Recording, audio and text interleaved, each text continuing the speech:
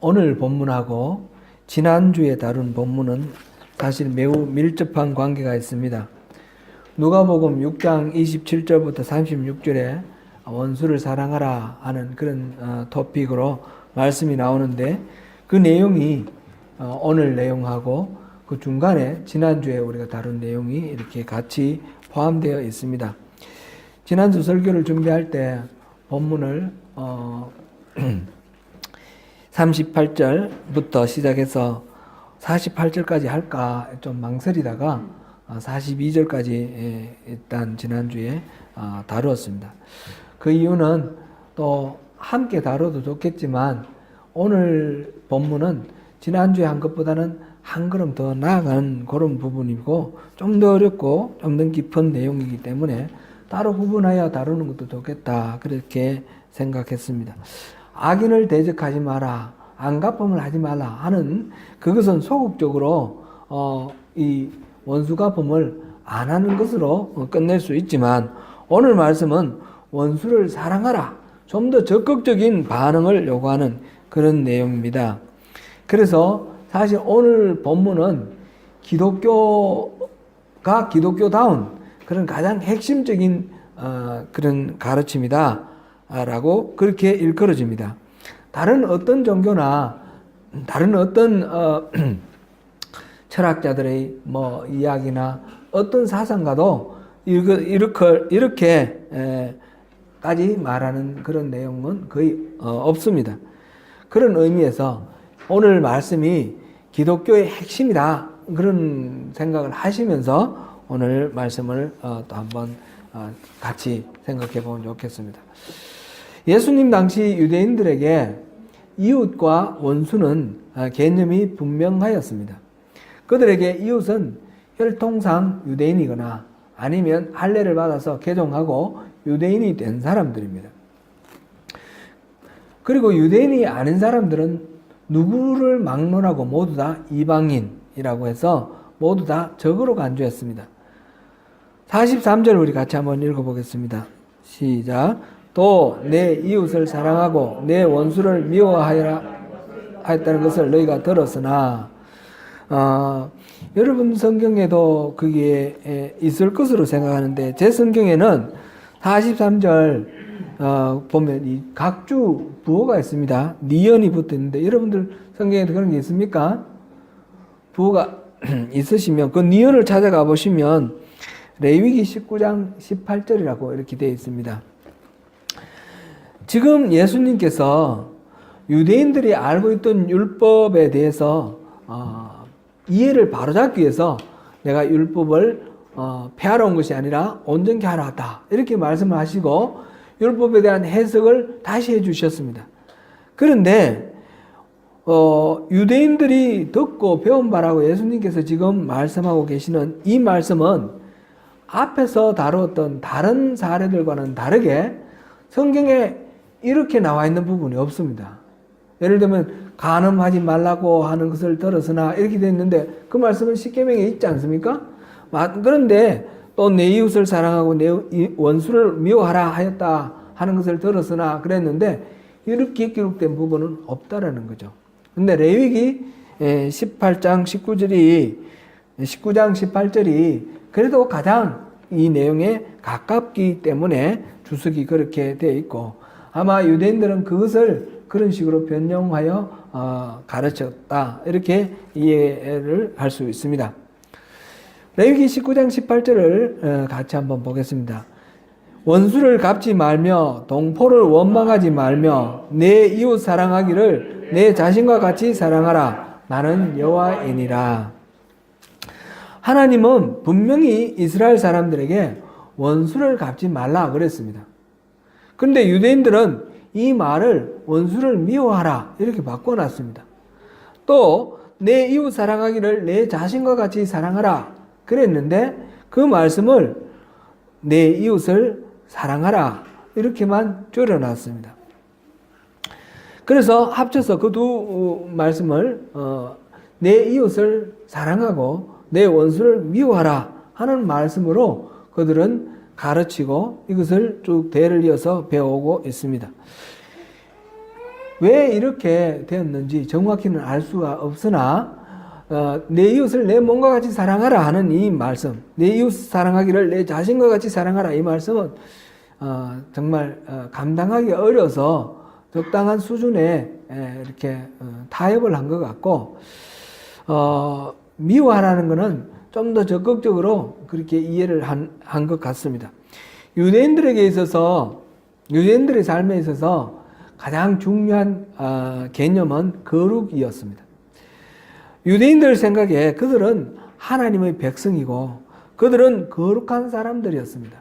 반면에 이방인들은 모두가 거룩하지 못하고 속되고 부정한 사람들입니다. 그래서 이방인들과 더불어서 같이 어울리거나 같이 밥을 먹거나 하면 이방인의 부정함, 그 속됨이 없는다라는 거죠.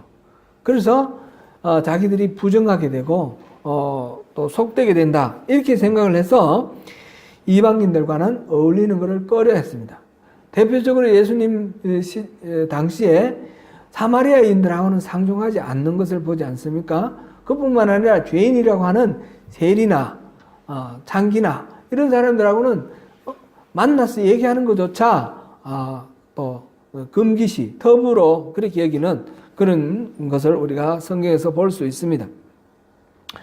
유대인들은 밖에 나갔다 돌아오면 반드시 손을 씻고 물을 몸에 뿌리는 그런 의례를 행했습니다. 그것은 손을 깨끗이 씻어서 위생적으로 정결하다 그런 의미, 목적이 아니라 종교적인 의도입니다. 밖에 나가서 부정한 것, 속된 것을 만지고 그 속된 세상 속에 어울려 있었기 때문에 집에 들어오면 다시 정결하게 그렇게 씻는다 그런 의미입니다. 유대인들은 종교적인 확신에 차있기 때문에 이방인들과 가까이 하지 않는 것이 당연했습니다. 그래서 원수를 갚지 말라라는 이 말씀을 원수를 미워하라라는 말씀으로 보다 더 적극적으로 변형을 해서 그렇게 가르치고 있었습니다. 하나님의 말씀을 곧이곧대로 믿고 순종한다는 것은 이렇게 우리가 보듯이 결코 쉽지 않은 그런 일인 것 같습니다. 예수님께서는 단지 이 유대인들의 이 말씀을 변형한 것, 이것만 지적한 것이 아니라 그것에 훨씬 더 나아가서 오늘 본문 44절 말씀처럼 이렇게 말씀하십니다.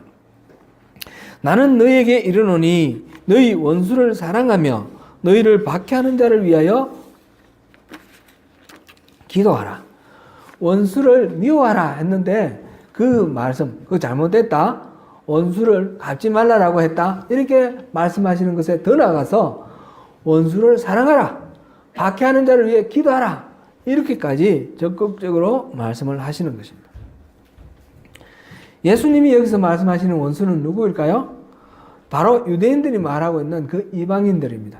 이방인들은 죄인들이고 하나님을 모르는 사람들입니다. 그들을 사랑하라는 것은 그들에게도 좋은 것을 주라, 생명의 값진 것을 얻게 하라 하는 예수님의 복음의 말씀입니다. 우리들에게 원수는 누구입니까? 이 말씀을 생각하면서 우리에게도 한번 적용해 봅니다. 우리에게 원수는 누굽니까? 6.25 사변을 일으킨 김일성이 원수죠. 우리 학교 다닐 때 맨날 김일성 원수 그렇게 했는데, 물론 그런 침략자들도 원수고, 일본의 그 식민 제국주의 또 원수고 그렇습니다. 원수라는 말은 적대감이 아주 깊은 그런 상대를 말하는데 마음속에 원한이 맺힐 정도로 그렇게 자기에게 피해를 입혔거나 손해를 끼친 그런 사람들을 말하죠. 꼭 뭐 김일성이나 또는 뭐 일제나 이런 게 아니더라도 우리 가까이 원수들이 있다라는 거죠. 예전에 벌써 시간이 한 30-40년 됐지만 텔레비전에서 어떤 프로그램을 보는 중에 봤던 것이 기억이 납니다. 서세원이가 아마 그때 MC를 했던 것 같고요. 시골을 돌아다니면서 이렇게 제가 찾아보니까 즐거운 세상 만들기라는 그런 프로그램이었습니다.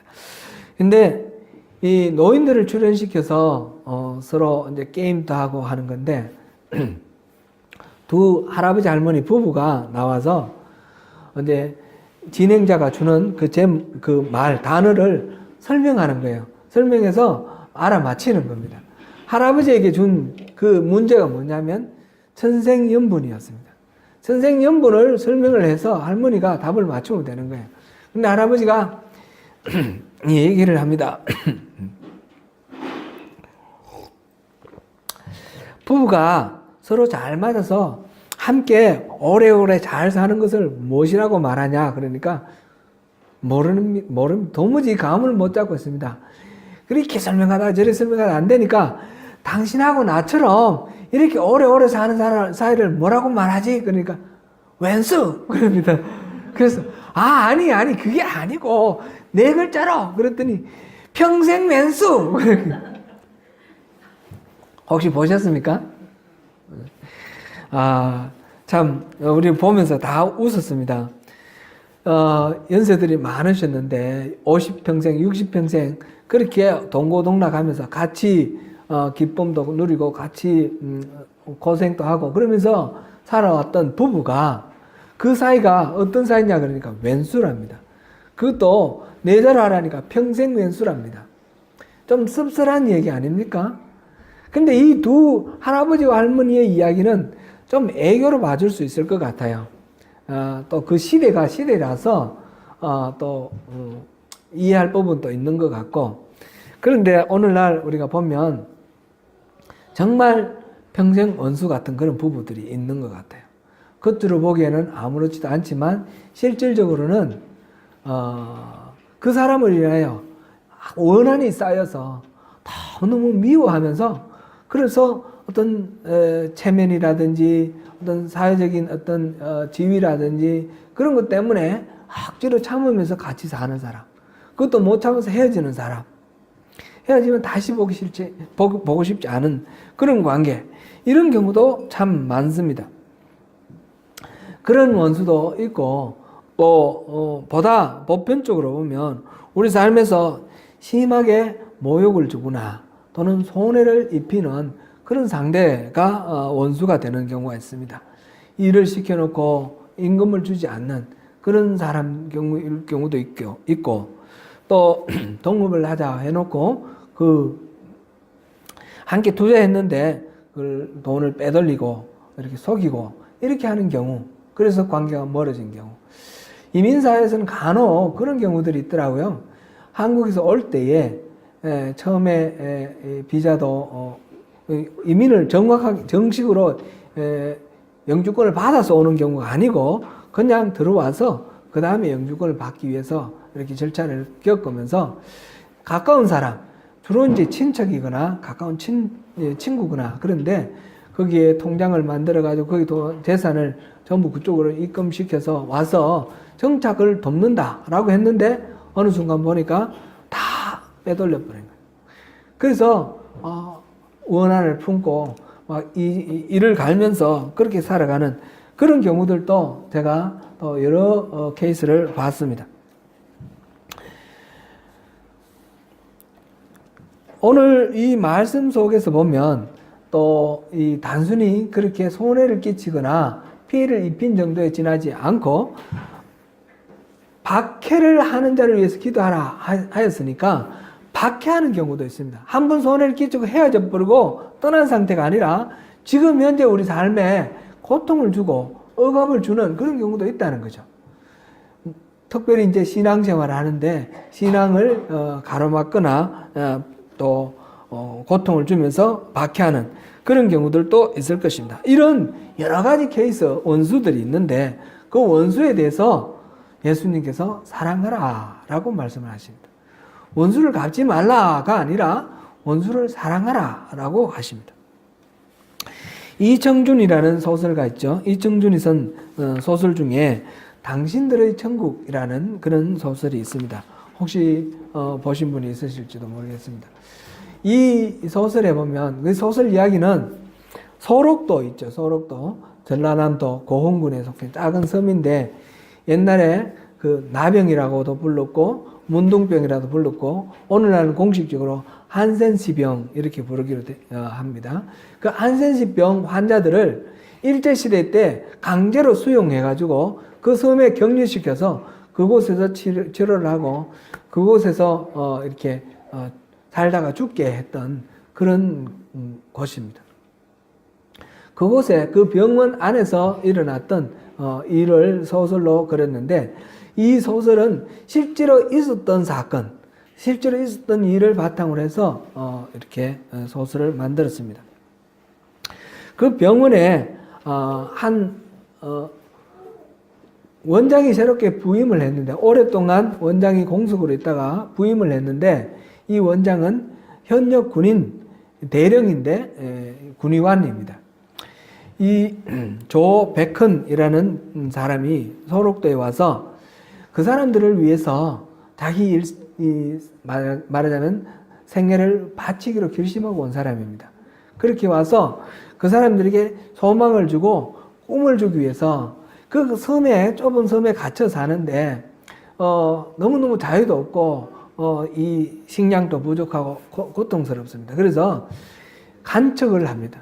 간척을 해서 바다를 메우고 거기에 논밭을 만들어 가지고 농사를 지어서 그 농사도 짓고 또 풍요롭게 살고 그 다음에 좀 더 자유롭게 그렇게 살자. 그래서 여기 천국을 우리들의 천국을 만들자 그렇게 주장을 합니다. 사람들을 설득시키고 그렇게 하는데 그런데 이 소록도에 사는 사람들은 이 원장의 이야기를 전혀 기뻐하지 않습니다. 그들에게는 큰 트라우마가 있습니다. 이들이 일제시대 때 강제로 격리되어서 그곳에 왔고 이 일제시대 끝나고 난 뒤에도 계속해서 그곳에 수용되고 있는데 일제 말렵에 일본 통치 말렵에 원장으로 한 4대째 원장으로 온 사람이 한국 사람이었어요. 조선 사람이었어요. 주진수라는 사람인데 이 사람이 와가지고 나는 조선 사람이니까 여러분들 위해서 헌신하겠다 그러면서 우리 같이 힘을 합쳐서 이 땅을 천국으로 만들자 한 거예요. 그래서 여러 가지 뭐 집도 새로 짓고 담도 새로 쌓고 도로도 닦고 하는데 그 환자로 수용되어 있는 그 원생들이 열심히 도와주는데 뭔가 성취가 이루어지고 나면서 이 사람이 점점 욕심을 내는 거예요. 더 큰 일을 하고 싶어 하는 거예요. 상도 받고 싶고 뭐 도에서 상 받고 이런 걸 하고 싶고 그렇게 합니다. 그래서 그 섬 한가운데 공원을 만듭니다. 공원을 만들기 위해서 땅을 깎고 메우고 이러면서 그걸 다 하고 난 뒤에 그 자기 동상을 세웁니다. 그러니까 이 섬에 사는 사람들이 전부 처음에는 자발적으로 했지만 점점 하기 싫어하는 거죠. 그러면 그 조직을 동원해서 강제로 그 노동을 시키는 겁니다. 강제로 노동을 시켜서 그 결과로 자기의 동상을 세우는 거죠. 그러니까 이 원생들은 생각할 때 자기 욕심 채우기 위해서 결국 우리를 이용했구나. 우리를 착취했구나. 그래서 이 주진수는 결국 그 원생에 의해서 살해당합니다. 그리고 오랫동안 원장이 없었습니다. 새로운 원장이 우리가 참 우리끼리 서로 도우면서 열심히 일해서 참 살기 좋은 우리 비록 이 좁은 섬에 우리 살고 있지만 이곳에서 나름대로 우리 천국을 한번 만들어 보자. 그러니까 그 주진수의 트라우마에 다시 그것이 살아나서 이 사람이 또 우리를 이용하려고 하는구나. 그렇게 말합니다. 그러면서 이 조백헌 대령에게 하는 말이 이 원장에게 하는 말이 당신이 또 그 동상 만들기를 하려고 하는구나. 당신의 동상 만들려고 하는구나. 그렇게 계속해서 협조를 하지 않고 방해를 합니다. 그런데 이 조백헌 대령이 열심히 또 성심성의껏 말을 하고 또 그곳에 장로로 있던 분이 또 열심히 장로가 열심히 협력해서 결국 그 일을 같이 하게 됩니다. 같이 하면서 계속해서 소극적으로 협조를 하니까 일이 안 되죠. 나중에 그 섬에 간척 사업하던 거는 도에 뺏깁니다. 뺏기고 이 조백헌 이 원장은 그 섬에서 떠납니다. 그 꿈을 이루지 못하고 그들을 돕기 위해서 갔다가 그들로부터 환영도 못 받고 떠나게 됩니다. 떠나고 난 뒤에 나중에 5년 뒤에 조백헌은 원장이 아니라 그냥 평범한 일반인으로 그곳에 들어가서 나는 이곳에 살러 왔다. 그러면서 그곳에서 다시 주민으로 살아갑니다. 주민으로 살아가면서 그곳에 이제 한 남자와 여자 환자가 이제 나와가지고 음성된 사람하고 괜찮은 사람하고 이렇게 결혼시키는 그 주례를 준비하는 것으로 이제 이야기가 마무리가 되는데, 이 이야기를 통해서 작가는 여러 가지 많은 것을 이제 표현을 합니다. 기본적으로 아주 단순하게 우리 들어보면 근본적으로 이 지배자, 리더로 들어간 사람을 지배자로 인식하고 그 다음에 그 있는 사람들은 피지배자로 인식하고 이런 상황 속에서는 절대로 함께 천국을 만들어갈 수 없다라는 것이 또 이 작가가 이야기하고 싶어하는 그런 주제 중에 하나인 것 같습니다. 근원적으로 갈등 관계를 갖고 있고 함께 유토피아를 만들어가는 이런 목적을 갖는 것은 결국은 이 지배자에게는 유토피아를 만들 수 있겠지만 피지배자에게는 그건 유토피아가 아니다. 디스토피아. 결국 지옥을 만들어내는 그런 결과가 된다라고 그렇게 사람들이 인식한다는 거죠. 피지배자들이 그렇게 인식하는 겁니다. 그래서 이 책 제목, 이 소설 제목이 우리들의 천국을 만들자라고 이 조백헌 원장이 말했지만 제목이 당신들의 천국입니다. 당신들의 천국이지 우리들의 천국은 아니다. 이게 그곳에 사는 환자들의 생각입니다. 그곳에서 장로님은 계속 얘기를 하기를 서로 이렇게 막 싸우고 빼앗고 억압하고 이런 관계로는 영원히 해결 방법이 없다. 서로 양보하고 서로 용납하는 사랑의 관계만이 이 문제를 해결할 수 있다. 사랑만이 해결책이다. 그렇게 이야기를 하고 섬 사람들을 설득을 합니다. 나중에 이 문제는 조백헌 원장이 자기가 민간인으로, 그러니까 원장이 아니라 원장 타이틀 아니고 군인 아니고 그냥 민간인으로 일반 주민이 되어서 내가 여러분들의 이웃으로 여러분들과 같이 살겠습니다. 그리고 들어갔을 때에 그 마음이 이제 받아들여지는 것이죠. 일제시대 원장의 그 동상 만들기의 상처는 섬 사람들에게 평생의 상처가 되었습니다. 현실 속에서는 당신들의 천국의 그 동상 만들기와 같은 이런 사례들이 지극히 많이 있습니다. 최근에 한국에서 상영되었다는데 저는 보지는 못했지만 물론 그 서산간척단이라는 영화가 만들어졌습니다.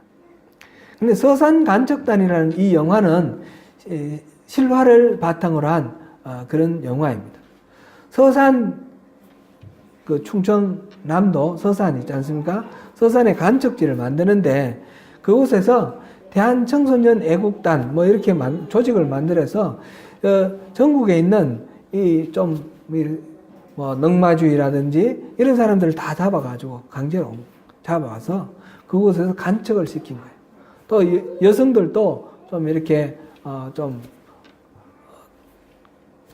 어렵게 사는 그런 여성들 또 이런 사람들 몸 팔고 이런 사람들을 잡아서 강제로 자발적으로 자원해서 데리고 온 게 아니라 강제로 수용을 한 거예요.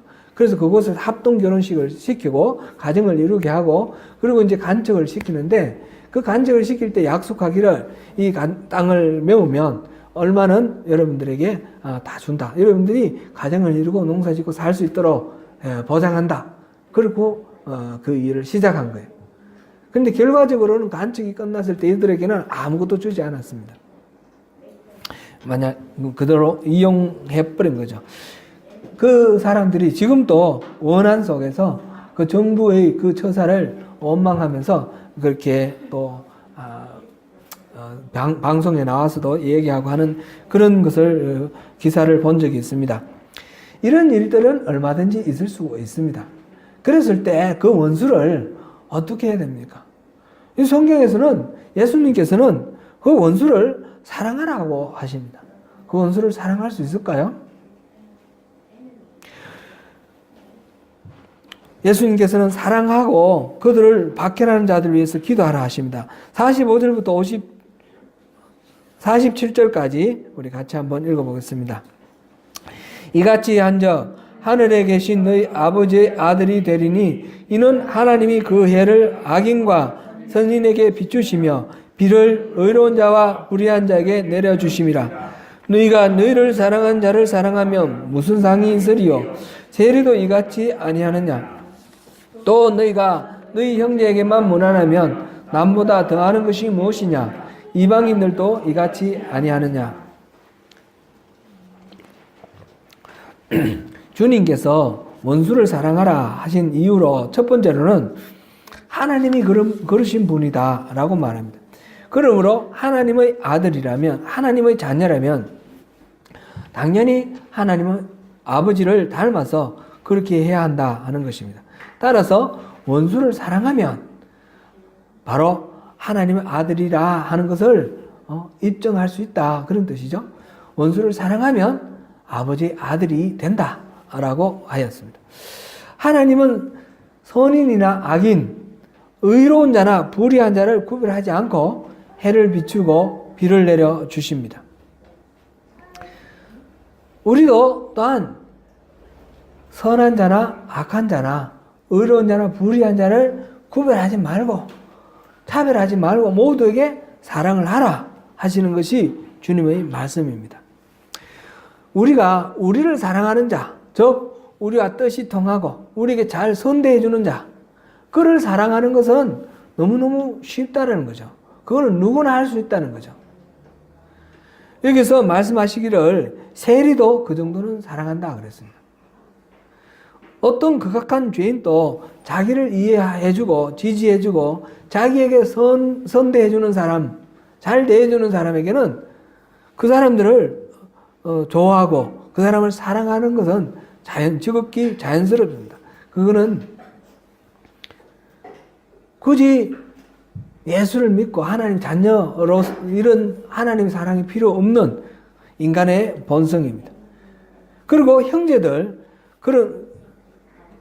형제들에게 무난하는 것, 자기들 친한 사람들끼리 배짱 통하는 사람들끼리 서로 인사하고 좋게 대하는 것, 이런 거는 당연하다라는 거죠. 그 정도면 이방인들도 다 같이 하지 않겠느냐. 예수님께서 말씀하시는 것은 그런 죄인이나 이방인들이 할 수 있는 수준하고는 차원이 달라야지, 그래야지 하나님의 아들 아니겠느냐, 그 말씀을 하십니다. 그리스도인이라고 하면 그 정도에서 머물러서는 안 된다는 거죠. 그런데 하나님의 이런 성품은 그저 제3자로서 하나님 그러시구나, 이렇게 우리가 말할 그런 내용은 아닙니다. 왜냐하면 하나님이 그렇게 원수 되었던 자를 사랑해 주셨는데 그 원수 되었던 자가 누구냐 하니까 바로 나라는 거죠. 내가 하나님을 알지도 못하고 하나님을 적대하고 하나님을 모독했을 때, 그럴 때 하나님은 그 원수된 나를 미워하거나 멀리하지 아니하시고 사랑하셔서 나를 위해서 독생자를 아끼지 아니하고 내어주셨습니다. 하나님은 그 사랑 때문에 내가 구원받고 내가 하나님의 자녀가 되었습니다. 하나님 나라의 백성이 되었습니다. 그러니까 내가 지금 하나님의 원수 사랑하시는 것, 그것을 그냥 남의 일 보듯이 그렇게 볼 수 있는 것이 아닙니다. 내가 그 은혜를 입었으니까.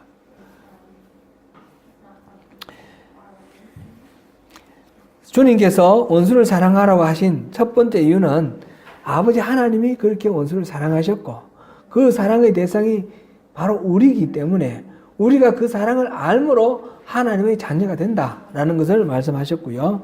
두 번째로 그 원수를 사랑하라 하신 두 번째 이유는 그렇게 원수를 사랑하는 것이 진정으로 우리에게 유익하다 하는 것입니다. 주님은 우리에게 손해를 끼치고 피해를 입힌 원수들을 사랑하시기 때문에 우리에게 그들을 사랑하라고 하시는 것이 아닙니다. 그보다는 오히려 우리를 사랑하시기 때문에 원수를 사랑하라고 하시는 것입니다. 우리의 원수들은 우리에게 끼친 손해와 피해로 인해서 그것 때문에 뭔가 해를 입는 경우는 없습니다. 그러나 우리는 그 손해와 피해를 입은 것 때문에 그 이후로 계속해서 해를 입고 있다는 것입니다.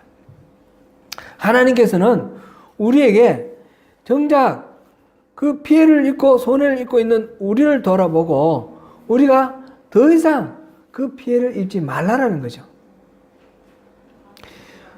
그 원망하고 미워하고 원한을 품음으로 인해서 우리에게 주어진 여러 가지 기회와 여러 가지 조건들을 놓쳐버리는 겁니다. 우리가 그 당신들의 천국이라는 소설을 앞에서 잠깐 살펴보았는데 그들은 그 일제시대 때부터 시작해서 강제로 수용당하는 것, 그 다음에 억압당하는 것, 그리고 그 원장으로부터 속임을 당하고 노동 착취를 당하고 이렇게 피해를 입었는 것, 그것으로 끝나야 하는데 그것 때문에 그 이후에 그 마음속에 계속 쌓여있는 트라우마와 그 원망, 원한 때문에 그들에게 주어진 새로운 기회, 조건을 놓쳐버리는 거죠. 그 조베컨이라는 이름으로 나와 있는 이 원장의 실제 인물도 그 인물은 정말 자기 일생을 바쳐서 그렇게 어려운 사람들을 돕고 그렇게 하다가 죽은 사람입니다. 그 사람이 그곳에서 함께 우리들의 천국을 만들자 했던 것은 정말 진심 어린 선의였습니다. 그렇게 해서 그것을 피해의식 속에 있는 그 사람들이 함께 살아나고 함께 그곳에서 자유를 나름대로 한정되어 있지만 자유를 누리는 그런 삶을 살아보자고 했는데 그 사람들은 그 소록도에 살던 사람들은 피해의식, 그 원망, 원한, 트라우마 그것 때문에 모든 것들을 거절하게 되었던 것입니다. 우리에게는 이러한 과거의 상처 그것만 해도 억울한데 그 상처가 오늘의 우리 삶을 얽어매고 우리에게 피해를 끼치는 그런 일들이 너무너무 많다는 것입니다. 지금 예수님께서 원수를 사랑하라 이 말씀은 세상의 모든 악을 다 용납하고 그 악을 받아들이고 악과 타협하라 그런 얘기가 아닙니다. 예수님은 절대로 그 악과 타협하지 않았습니다. 그런데 그 원수를 미워하는 것, 그것은 하지 말라고 하신 것입니다. 바울 사도도 비슷한, 예수님 말씀과 비슷한 그런 말씀을 남겼는데 로마서 12장 17절에서 21절 말씀입니다.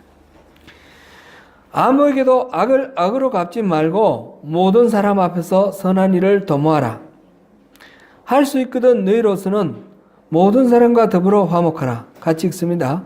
내 사랑하는 자들아 너희가 친히 원수를 갚지 말고 하나님의 진노하심에 맡기라. 기록되었으되 원수 갚는 것이 내게 있으니 내가 갚으리라고 주께서 말씀하시니라.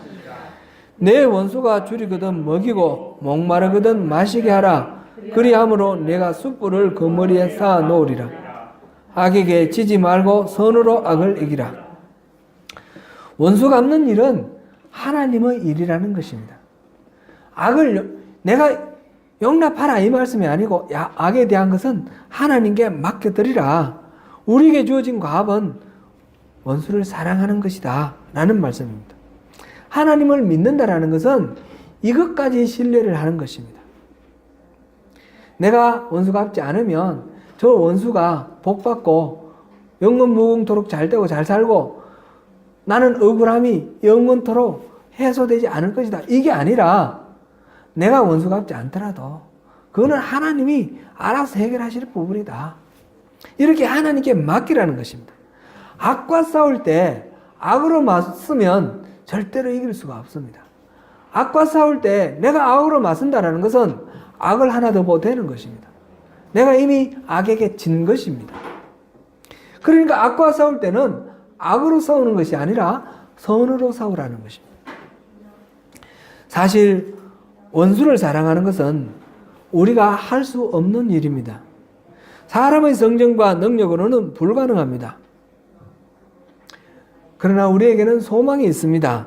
하나님이 약속으로 이 말씀을 주실 때는 우리에게 그렇게 할 수 있도록 하시는 하나님이 능력을 주시겠다는 그런 말씀이기도 합니다. 우리는 이 원수 갚는 일 하지 말고 원수를 사랑하라는 거 우리 삶 속에 실천해 보면서 우리는 안 된다는 것을 경험을 합니다. 우리는 우리 마음속에 끊임없이 원한이 솟아나오고 원망이 끊이지 않는다는 것을 인정을 합니다. 그러면서 말씀대로 살아갈 수 없는 내 자신을 돌아보며 내 한계를 깨닫게 됩니다. 하나님 은혜를 구합니다. 우리가 이 바닥에까지 가본 사람은 자기 자신의 한계를 알기 때문에 남을 정죄하지 않습니다. 그리고 더 이상 죄책감에 빠지지 않습니다. 십자가를 의지하게 됩니다. 이것이 하나님이 우리에게 원수를 사랑하라고 말씀하시는 그 이유입니다. 요셉이 자기를 죽이려다가 노예로 팔아넘긴 형들을 대한 그 태도를 한번 생각해 보십시오. 그 원수를 마음에 품고 복수하고 안갚음하지 않고 요셉은 모두 용서를 해 주었습니다. 요셉이 형들을 용서하는 것은 요셉의 인품이 좋아서 그런 것이 아니었습니다. 요셉은 하나님이 그의 마음을 늘 붙들고 있었기 때문입니다. 특별히 하나님 꾸게 해주셨던 꿈을 기억나게 해 주셨습니다. 그 형들을 만났을 때 그 꿈이 생각났습니다. 그들 자기 앞에 무릎 꿇고 절하고 있는 그 형들을 생각할 때에 그 15살쯤 됐을 때에 꾸었던 꿈, 그 볏집단이, 형들의 볏집단이 자기에게 절을 했고 형들의 별들이 자기에게 절을 했던 그 꿈이 생각났습니다. 아, 그게 이런 의미였구나. 그러니까 형들이 나를 노예로 죽이려고 하다가 노예로 판 것은 형들이 나빠서 형들이 나쁜 점도 있죠. 그렇지만 형들의 의도라기보다 하나님께서 또 그렇게 하신 부분이 있구나. 그러니까 그들을 다 용서를 하는 겁니다. 그래서 형님들에게 불안해하지 말고 무서워하지 말라고. 하나님이 우리를 구원하시려고 나를 먼저 보내신 것이다. 이렇게 형들에게 말하는 것입니다. 예수님은 그렇게 하는 것이 하늘에 계신 아버지처럼 닮는 거라고 말씀하셨습니다. 48절, 마지막 48절을 우리 함께 읽어보겠습니다. 그러므로 하늘에 계신 너희 아버지의 온전하심과 같이 너희도 온전하라. 영어로도 한번 읽어보겠습니다. Be perfect, therefore, as your heavenly Father is perfect. 우리 보고 be perfect라고 그랬습니다. 완전하라고 그랬습니다. 우리가 완전해질 수 있습니까? 예수님이 우리에게 완전하라고 하실 때는 불가능한 것을 말하지는 않습니다. 완전할 수 있으니까 완전하라고 하시는 것입니다. 이때 이 완전함은 더 이상 채울 것이 없는 그런 완벽함을 말하는 것이 아닙니다. 이 완전함은 모든 면에서 하나님이 기뻐하시는 그런 모습으로 되는 것, 그런 것을 말합니다. 예수님은 우리가 하나님의 온전하신 사랑을 실천하는 사람이 되기를 원하십니다. 하나님은 우리에게 불가능한 것을 하라고 하지 않으십니다. 하나님께서 그렇게 해주겠다라고 도와주시겠다라고 약속하시는 말씀이기도 합니다. 사랑하는 성도 여러분, 주님을 믿고 순종하심으로 하늘의 아버지같이 완전하심을 이루시는 저와 여러분이 되시기를 축원합니다. 기도하겠습니다.